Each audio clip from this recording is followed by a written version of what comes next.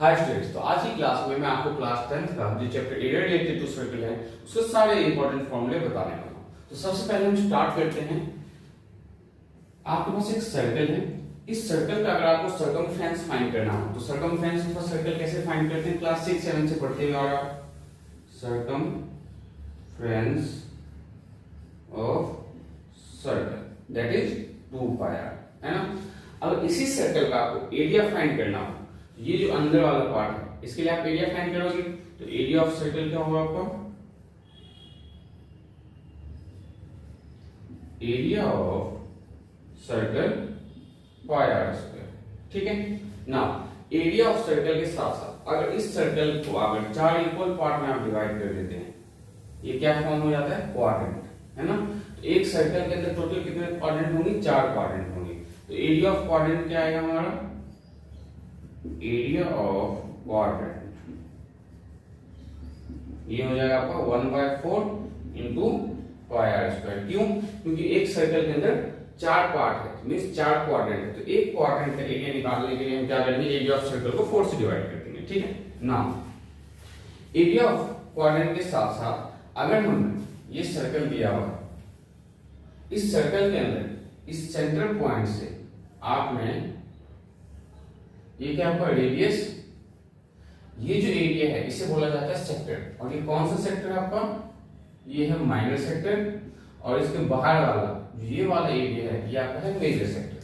तो minor sector का जो है हम एरिया कैसे फाइंड करेंगे? तो हम यहाँ पे एरिया ऑफ माइनर सेक्टर या मेजर सेक्टर नहीं लिखेंगे, हम एंगल के अकॉर्डिंग एरिया ऑफ सेक्टर को लिखेंगे। यहाँ पे ध्यान से देखो, तो यहाँ पे जो एरिया ऑफ सेक्टर होगा हमारा, एरिया ऑफ सेक्टर जो थीटा होगा आपका एंगल को यहाँ का को ये दिया होगा, तो एरिया ऑफ सेक्टर हम कैसे फाइंड करेंगे? तो थीटा अपॉन में 360 डिग्री, थीटा अपॉन में 360 डिग्री इनटू में पाई r स्क्वायर। ठीक है, एरिया ऑफ सेक्टर फाइंड करना हो। अगर area of major sector find करना हो तो क्या करोगे आप? Area of major sector. तो स्टूडेंट्स यहाँ पे एरिया ऑफ मेजर सेक्टर के लिए अगर हम एरिया ऑफ सर्कल में से, ये क्या आपका एरिया ऑफ सर्कल, इस सर्कल में से ये वाला सेक्टर अगर माइनस कर देते हैं तो हमारा क्या आ जाएगा? Area of major sector. तो area of circle minus area of minor sector, area of minor sector. ठीक है, तो एरिया ऑफ मेजर सेक्टर कैसे फाइंड करेंगे हम? Area of circle minus area of minor sector. अब ये एक सर्कल है, इस सर्कल के अंदर ये आपका सेक्टर है और इस दोनों रेडियस को अगर हम ज्वाइन कर देते हैं और ये जो एरिया फॉर्म होता है आपका, ये हमारा होता है सेगमेंट। और ये कौन सा सेगमेंट है आपका? ये तो माइनर सेगमेंट। ठीक है, तो एरिया ऑफ माइनर सेगमेंट हम कैसे फाइंड करेंगे? ध्यान से देखो, area of minor segment. Area of minor segment के लिए स्टूडेंट्स हम क्या करेंगे? इस एरिया ऑफ सेक्टर में से हम एरिया ऑफ ट्रायंगल को माइनस कर देंगे। तो area of sector minus area of triangle. Area of sector में से हम क्या करेंगे? एरिया ऑफ ट्रायंगल को माइनस करेंगे। ठीक है, ये कौन सा सेगमेंट है हमारा? Minor segment.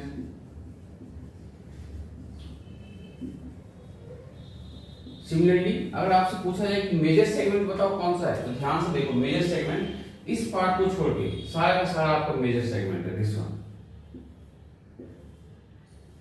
ये आपका मेजर सेगमेंट। तो मेजर सेगमेंट कैसे फाइंड करोगे? एरिया ऑफ मेजर सेगमेंट, ध्यान से देखो, तो area of major segment, area of major segment के लिए अगर हम एरिया ऑफ सर्कल में से area of minor segment minus कर दें, area of circle minus area of minor segment, area of minor segment. ठीक है, नाउ इसी में अगर ये लेंथ फाइंड करना हो, ये लेंथ फाइंड करना हो, इसे बोला जाता है लेंथ ऑफ आर्क।